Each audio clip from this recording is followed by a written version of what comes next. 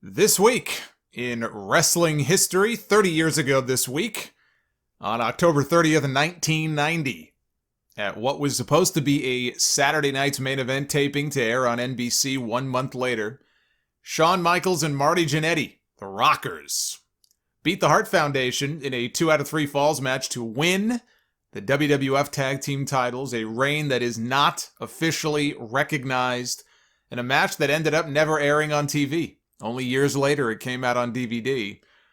WWE gave the belt back to the Hart Foundation and acted like the title change never happened. One reason being that the top rope broke during the match, and Vince McMahon decided that he just couldn't air the match.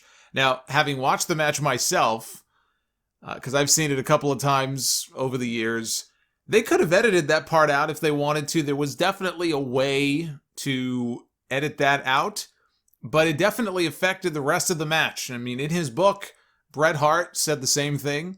He blamed the referee. They were both pissed. He and Anvil, if you watch that match, they are pissed. I mean, at one point, you could even hear Anvil in the background. He's cursing up a storm, even though I think he's the one who actually broke the rope. But they were not happy.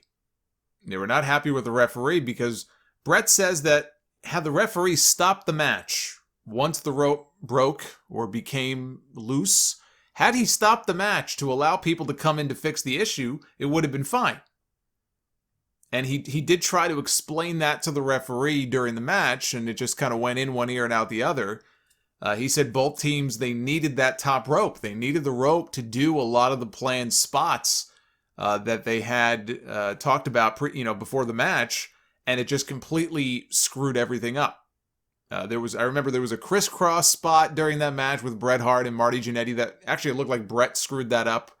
I don't even know that had anything to do with the top rope necessarily, but that got botched. The finish of the match looked botched as well, did not look good. There's a few other factors that played into this too. I mean, it goes beyond just the rope. NBC ended up canceling the planned Saturday night's main event special. I don't know why. I don't know if there was some other event that night that they were going to be airing. But what they did do was they gave WWE a 1-hour event. So on occasion, they would have these main event specials. It wouldn't be Saturday night's main event. It would just be called The Main Event. So they instead gave them a 1-hour version of the main event the night before. So the Friday night before what would have been the Saturday night's main event special, they decided to give them a 1-hour special the night before, which also just so happened to fall the night after the Survivor Series. And because the tag match ran over half an hour, I think it was like a 30-minute or 35-minute match with entrances, maybe it was closer to 40 minutes. Because of that, and because they had 30 minutes chopped off what they originally thought they had, they just made the decision that, look, we can't air this. We can't air this match, at least not in its entirety. And then there's also this little fact that I don't think can be overlooked in the story. Vince McMahon had decided to push Bret Hart as a singles star. He had always told him that the goal here would be, Bret, you're going to have a singles run. They put him at first with the Anvil because they wanted Bret to develop more of a personality. But the idea was that eventually when the Hart Foundation ran its course, Bret would get the big push as a singles star. And so in 90, I'm sorry, Vince McMahon had told Bret, it's time. We got plans to give you a singles push. They were no longer going to use the Anvil as a wrestler. He was going to try to transition Neidhart into maybe an announcer's role, and he would get some of the benefits that the employees got and the agents got working, but he would not be an active part of the roster. And I think Survivor Series was actually going to be his final night. So hence, they planned to change the titles. But then a few days later, they decided to keep Anvil as a wrestler. And Bret said that he never thought he would be so disappointed to find out that he was keeping a belt. Because he had already, he knew they were dropping the tag belts. And he's like, all right, this is my big moment. I'm going to get my big singles run. Only to have it taken away from him and told, yeah, we're going to put the belts back on you. And he found that to be incredibly deflating. He was very disappointed when he found out. So all of those things together resulted in this phantom title change that never was, except for the fact that the Rockers did have one title defense. They did defend the title a few days after they won them at a house show against Power and Glory. 27 years ago this week, on October 27th, 1993, at the end of the very first night of a WCW European tour in the UK, everybody was exhausted. They had just flown about 8 or 9 hours over, I think, from the States. Then they had a few more hours to travel by bus. Then they wrestled. Then they had more travel before they finally all landed back at the hotel. So keep that in mind. Sid Vicious was at the hotel bar, as was Arn Anderson. And Sid made a comment about what he felt was wrong with the company at the time, why they weren't drawing. Said it was because of old guys like Ric Flair who couldn't just step aside. Arn's version of the story is that Sid was bragging about holding up WCW for $100,000. $100,000 a year is what he wanted as far as a raise. So he was bragging, I held him up for $100,000 a year raise, and that all these old fuckers need to retire. Meanwhile, Arn had taken a $100,000 pay cut the year before under Bill Watts. So whatever it was that was exactly said at the bar that night, the two of them had words, and depending on which version you believe, either Arn threw a beer first at Sid's face, or Sid threw a beer at Arn's face. Too Cold Scorpio was there. And Too Cold Scorpio tells the story great. So if you could ever find a shoot interview or a clip of him telling this story, definitely go back and watch it. Everybody was sent back to their rooms. And he went to go back to his room too. Too Cold Scorpio went to go back to his room. He was going to go smoke some hash. Have a nice relaxing night. All of a sudden he hears a commotion from outside. Now he figures it's Vader because I guess Vader maybe had a reputation for, I don't know, fights or getting into arguments. But he goes down the hall to where Vader's room was and he listens by the door and he hears Vader snoring. So Vader is fast asleep, so he knows that it's not Vader. So he goes downstairs, because all of this commotion is happening one level below where his room was. So he goes downstairs, and he finds the hallway covered in blood, just drenched in blood. Like something out of a horror movie. And he finds Sid standing over Arn Anderson. They're both covered in blood, and Sid has a pair of safety scissors in his hand. And Scorpio, he gets between them, he separates them. Sid then looks down, and he sees a hole in his stomach. And blood is squirting out of this hole. So he stumbles down the hallway. Now, by this point, Vader had already been awoken by all of the noise. Vader comes downstairs. He comes out of his room. He is wearing nothing but his underwear. So you got to picture this in your head, or maybe you don't want to. But Vader comes out of his room. He's wearing nothing but his underwear. He comes downstairs. What the hell's going on here? And he finds Sid with blood squirting out of his stomach and probably blood all over him is, coming towards him. So Vader does the only thing that he thinks he could do. He sticks his thumb in the hole in Sid's stomach to try to stop the bleeding. Scorpio is pissed because these guys were fighting. The part of the hallway where they were fighting was right outside where the rooms were that Ric Flair had and Ricky Steamboat had. And he's like, these guys are friendly with these two, or, Flair is obviously friendly with Arn. And he's, basically these fuckers are in their room the whole time. They never came out. He had to come downstairs to try to break things up. Flair never came out of his room. Steamboat never came out of his room. Nobody else came out. So Scorpio was pissed that he had to be the one to do it. And so basically, Too Cold Scorpio and Vader, with his quick thinking, may have saved these guys' lives. It sounds like Vader definitely may have saved Sid's life. I mean, that goes without saying. Sid, I think, tells a very similar version of the story as far as Vader's involvement. Neither man pressed charges on the other. Police didn't charge either man since I guess they were leaving the country anyway, or they may have deported them. They got out of there. The fallout is that Arn suffered 20 stab wounds all over his body. Sid got stabbed 4 times. I think he needed surgery. Sid was supposed to beat Vader for the world title at Starrcade that year, but he ended up getting fired over it because some of the boys threatened to quit if they didn't let Sid go. Ric Flair got the title instead in what turned out to be a classic match, very stiff match too. Flair had some of his teeth knocked out during that Starrcade match with Vader. Sid and Arn, they did make up many years later. There no troubles, the past is in the past. They had no troubles working for WCW at the same time. Still to this day, one of the craziest brawls in wrestling history, the scissor story between Sid and Arn Anderson. Now that makes two infamous stories involving Sid in a 2-year period. Let us not forget the squeegee incident, which came 2 years before this, and then, of course, the scissors incident. The squeegee deal was also the product of Sid running his mouth in a bar. I think we have a common denominator here now. Although he was working for WWE at that time. He had already left WCW. He was working for Vince McMahon. I guess they happened to be running the same town or the same city, I guess, maybe at the same time. And so some of the wrestlers from both companies maybe were in the bar.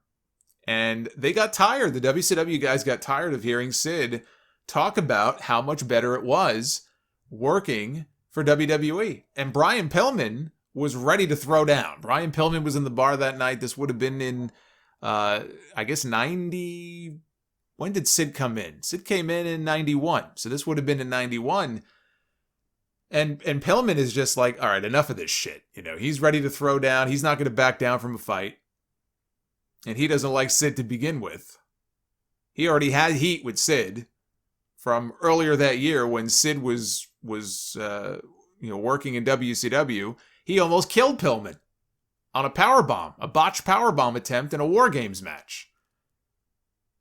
So Sid leaves the bar. Instead of confronting Pillman, he decides to leave. He leaves the bar, and they figure, okay, that's it. That's the end of it. We got rid of him, right? He leaves the bar, but he comes back a few minutes later, and in his hand is a squeegee. This would have been around the time that Sid was hurt. He had tore his bicep.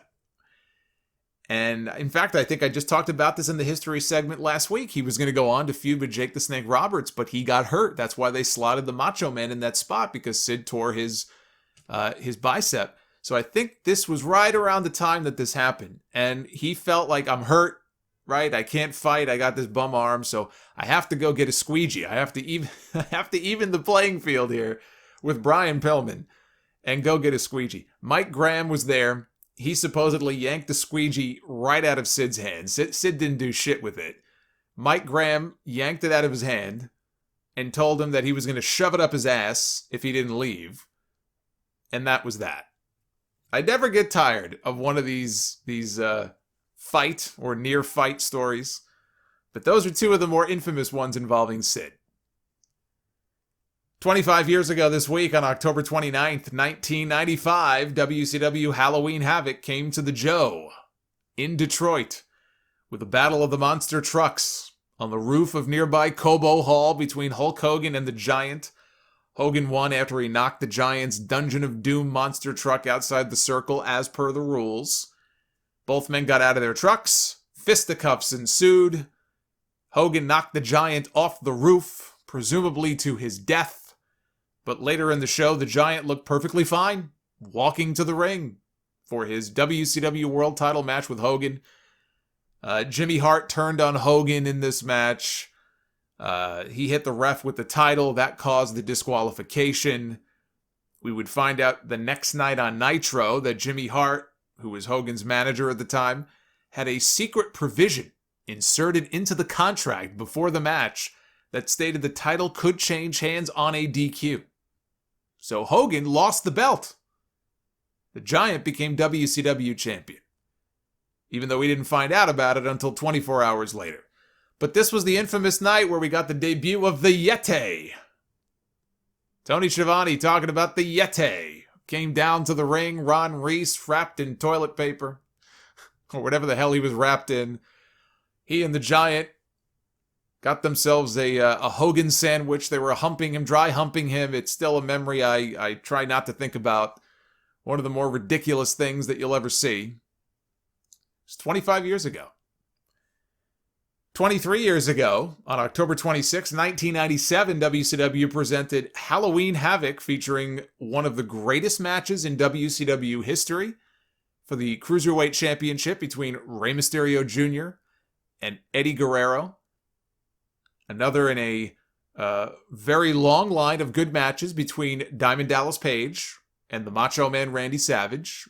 DDP, I don't think, gets enough attention as being one of Savage's all-time great opponents.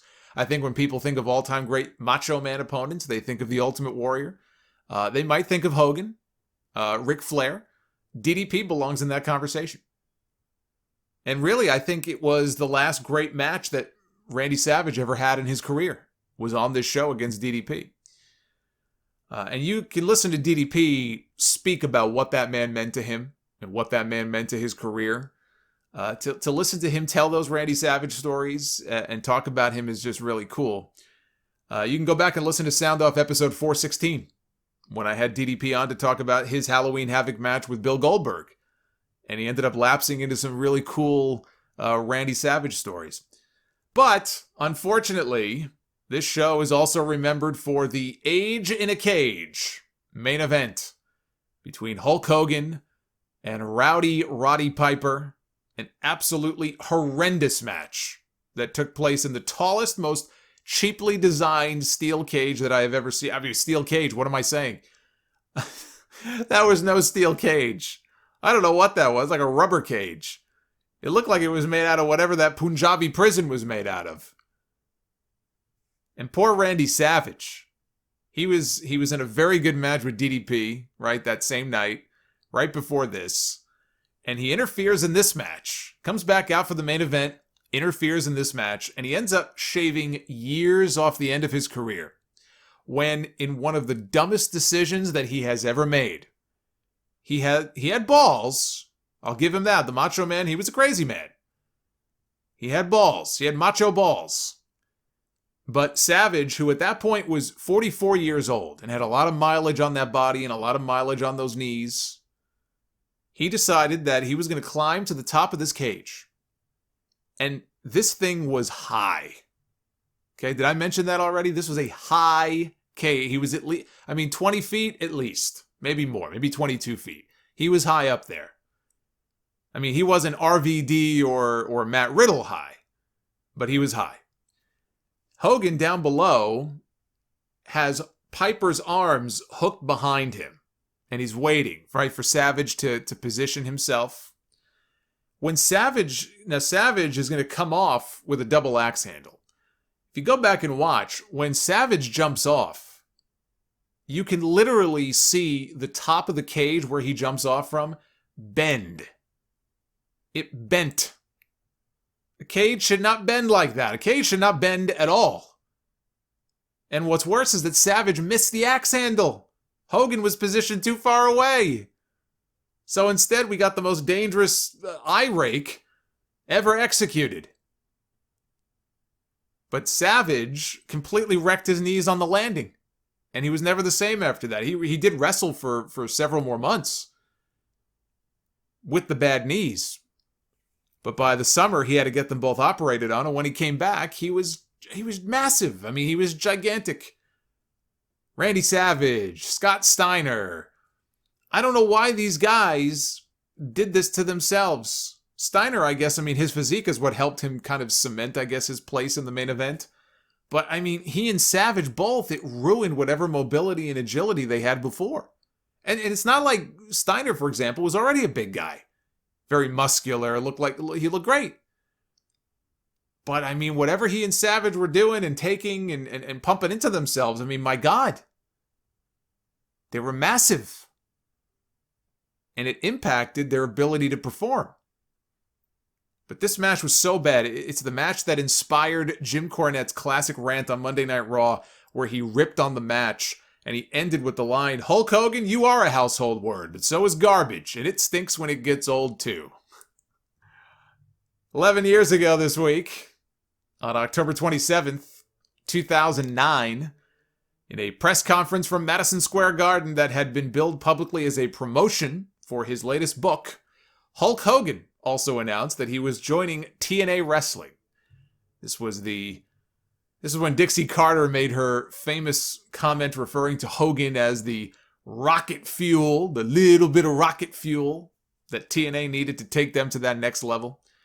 11 years later, and we're all still waiting for that rocket to take off. Hogan got out of that company. He got out of that company exactly what he wanted. He got a payday.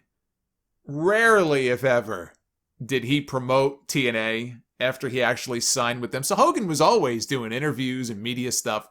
Rarely, if ever, did he take the time to promote or also promote TNA. See, his strength would have been as a brand ambassador. That really is where his strength would have been. I mean, he could have been an on-air authority figure who showed up every now and then. The thing with Hogan, though, is that, week after week after week, if you put him on TV every week, it's the law of diminishing returns, right? And at that point, he couldn't do what he could do even 10 years earlier, physically. But Hogan had no business being on the show every single week. So his role should have been the babyface on-air authority figure who would show up, when it was appropriate to show up, or show up on the big shows. But he would be a brand ambassador, publicly. For TNA. And getting out there and just mentioning the company every chance that he could. That's what they should have been paying him for, but that didn't happen. And the final image of Hogan in TNA was Dixie Carter latched onto his leg, begging him not to leave. He was like a dog. He was dragging her down the aisle trying to leave, and she wouldn't let go of his leg. A rather appropriate parting image. Outside of that initial curiosity, rating spike that they got early on, he did nothing for the company. Hogan did nothing. Impact came out of the Hogan era weaker than they were going into it. 9 years ago, on October 26, 2011, in a match taped to air on TNA Impact the following week, Bobby Roode defeated his best friend and beer money tag team partner James Storm to win his first Impact World Championship. Still one of the better heel turns that I've ever seen.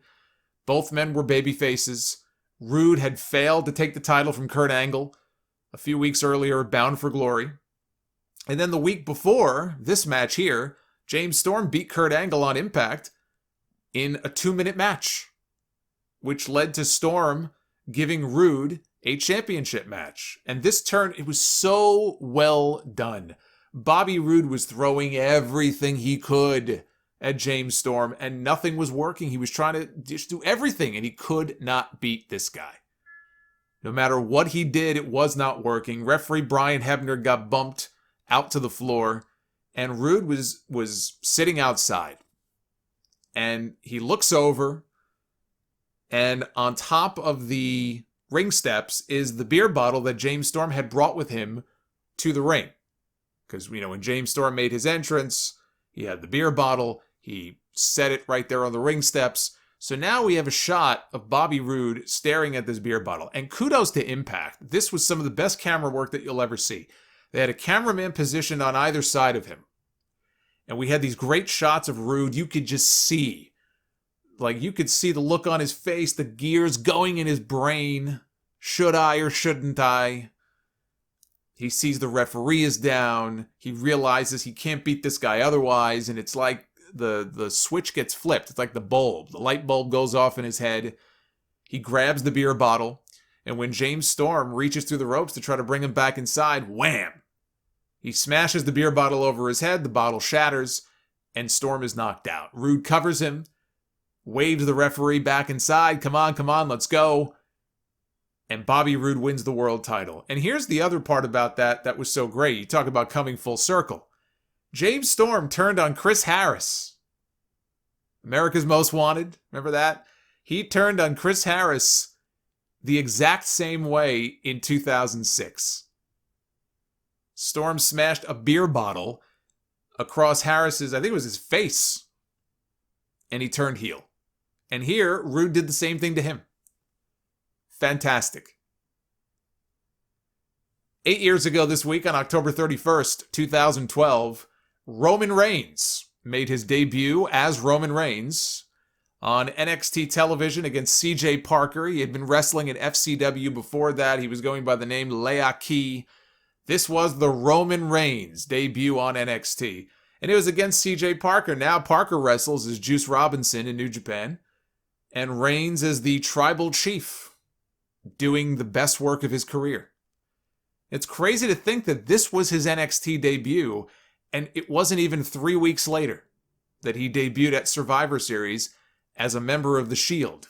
You talk about being fast-tracked to the main roster. It's a pretty quick turnaround. 2 years ago this week, on October 28th, 2018, WWE held its first and to date its only all-women's pay-per-view called Evolution from the Nassau Coliseum in Long Island, New York.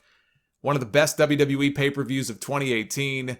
Alexa Bliss against Trish Stratus was the very first match that was announced, and Lita was to have wrestled Mickie James.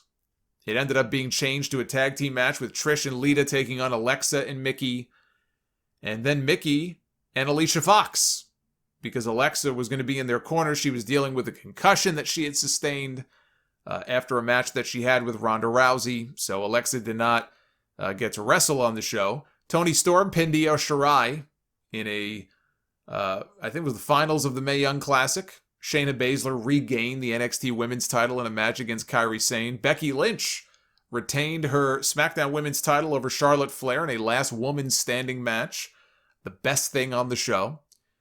And Ronda Rousey retained her Raw Women's title over Nikki Bella.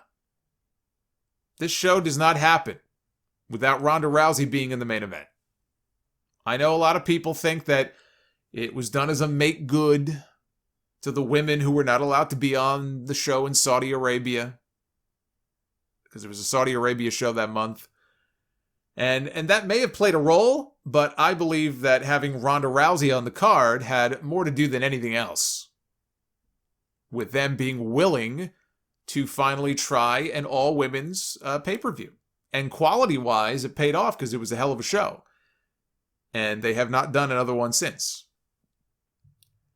And finally, 1 year ago this week, on Halloween 2019, WWE held its Crown Jewel event in Riyadh, Saudi Arabia, or more accurately, you guys know, Sweet Saudi Money 4, The Search for More. More money, that is. A show that saw Brock Lesnar tap out Cain Velasquez with a Kimura lock in 2 minutes. It remains the only WWE match that Cain has ever had, and in April of this year, he was part of the company's COVID cut, so he is no longer under contract to WWE. So Brock Lesnar got his win back, right? Cain Velasquez beat him in the UFC, and Brock beat him in WWE. I know it's hardly the same thing, but he got his win back. Hogan would be proud.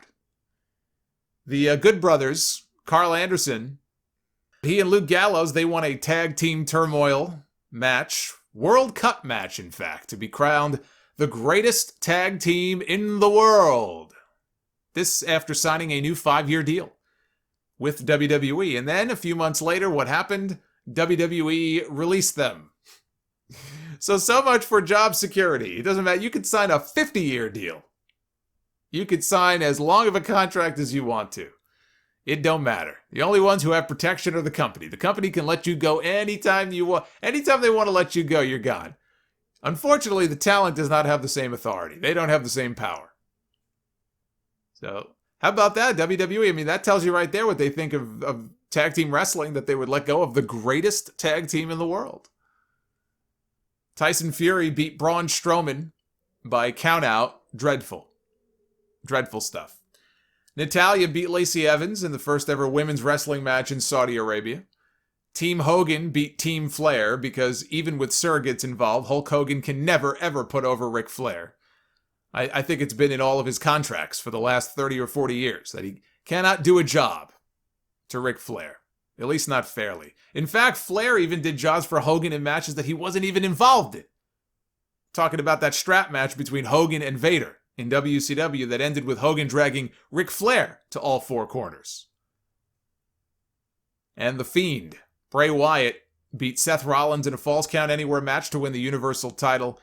You know, instead of just having him win it like they should have at Hell in a Cell a few weeks earlier, they waited, and they did it in Saudi Arabia. But the real drama came after the show was over, when the majority of the talent roster was left stranded on the runway in Riyadh. Vince McMahon made sure that he got the hell out of there first, as did some of the top names. But listening to Luke Gallows tell his version of what happened gave us the great line about them not knowing what was going on. They could see that there were people arguing. Some of the WWE people were kind of having these tense conversations on the runway with these Saudi officials, but nobody was telling the talent what was going on. Nobody knew what was going on.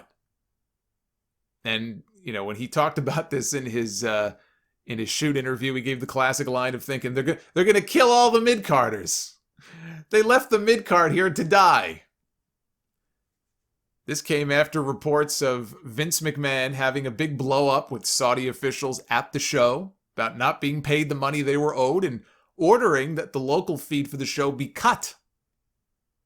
Now, they deny that any such thing occurred, but something definitely happened, and the local feed didn't start until, I think, an hour or two into the show. So something happened. I don't know that we'll ever get the full, clear story, but something weird definitely happened. This led to WWE scrambling to rebook the SmackDown show in Buffalo because these geniuses decided, hey, we're going to go right from Riyadh to Buffalo. What could possibly go wrong? Well, they had a Fox show in Buffalo the next night that they had to rebook, but what ended up happening was it gave us one of the best WWE television shows all year. The NXT invasion of the main roster. Adam Cole against Daniel Bryan in the main event. But that was the kickoff to the three-way brand feud that was heading into Survivor Series.